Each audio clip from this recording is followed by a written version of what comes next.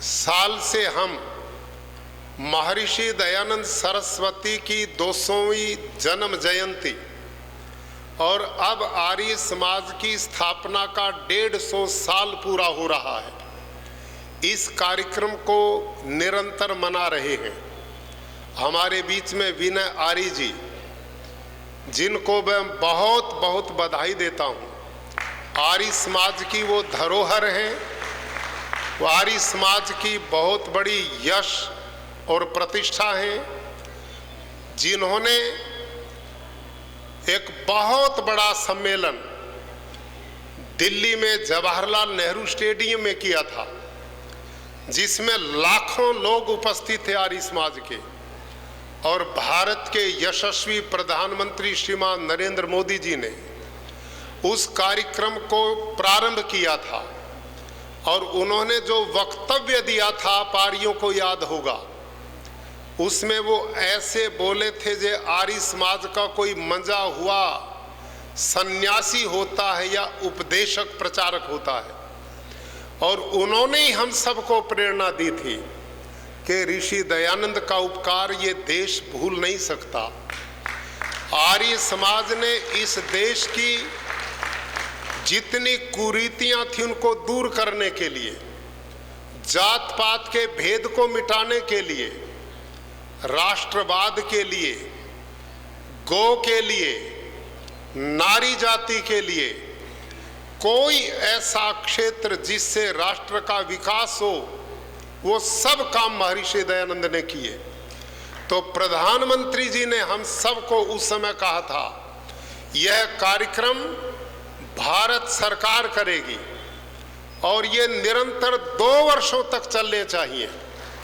और उसका परिणाम ये हुआ, एक कार्यक्रम में जो आर्य प्रतिनिधि सार्वदेशीय कार्य प्रतिनिधि सभा के नेतृत्व में हुआ, विनय आर्य जी ने उसका बहुत अच्छे ढंग से संचालन किया और पूरे देश और विदेश को उसके साथ जोड़ा। उसके बाद दिल्ली आर्य प्रतिनिधि सभा ने दिल्ली के ताल कटोरा स्टेडियम में कार्यक्रम किया।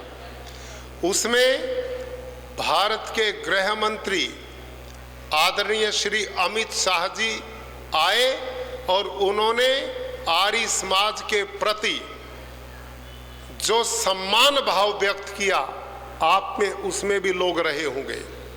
उसके बाद ऋषि दयानंद की जन्मभूमि टंकारा गुजरात, आज तक ऐसा सम्मेलन पहले कभी नहीं हुआ था टंकारा में, जैसा गत वर्ष फरवरी में सम्मेलन हुआ।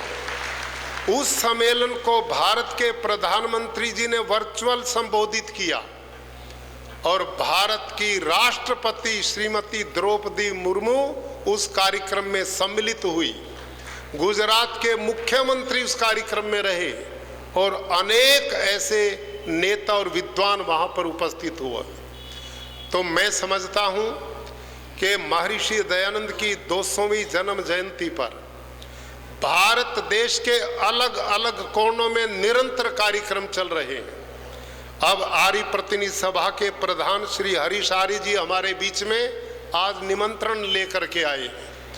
अब इस महीने के अंत में वहां पर भी एक भव्य कार्यक्रम होने वाला है। इसी प्रकार से छत्तीसगढ़ आर्य प्रतिनिधि सभा भी वहां एक कार्यक्रम करने जा रही है। अलग अलग भारत के कोने कोने में कार्यक्रम चल रहे हैं। भाइयों और बहनों, आर्य समाज एक वो संस्था ऋषि दयानंद ने इस देश को दी, जिसने ऐसे समय पर इस देश में नवजागरण का काम किया जब ये देश अंधविश्वास में पड़ा हुआ था, जात पात में डूबा हुआ था। ये देश अनेक प्रकार की कुरीतियों का शिकार था। वेद को हम भूल चुके थे, भारतीय जीवन मूल्य से हम विमुख हो चुके थे। महर्षि दयानंद सरस्वती ने अलख जगाई, पूरा जीवन मानवता के कल्याण के लिए लगाया। ऋषि दयानंद ने आर्य समाज के 10 नियम लिखे। उनमें 6ठा नियम बहुत मजबूती से अपनी बात कहता है कि आर्य समाज का मुख्य उद्देश्य संसार का उपकार करना है, अर्थात शारीरिक, सामाजिक और आत्मिक उन्नति करना। ऋषि दयानंद का चिंतन बहुत ही व्यापक चिंतन था। वो वेद के उद्भट विद्वान थे, भारतीय संस्कृति के पुरोधा थे। उन्होंने अकेले ऐसे समय पे लड़ाई की थी जब उनका साथ देने वाला कोई नहीं था। भाई और बहनों, मेरे से पहले आदरणीय महामहिम महोदय ने, आदरणीय ढांडा जी ने, विनय आर्य जी और अन्य वक्ताओं ने हम सबको जो आह्वान किया है, आज समय बदल रहा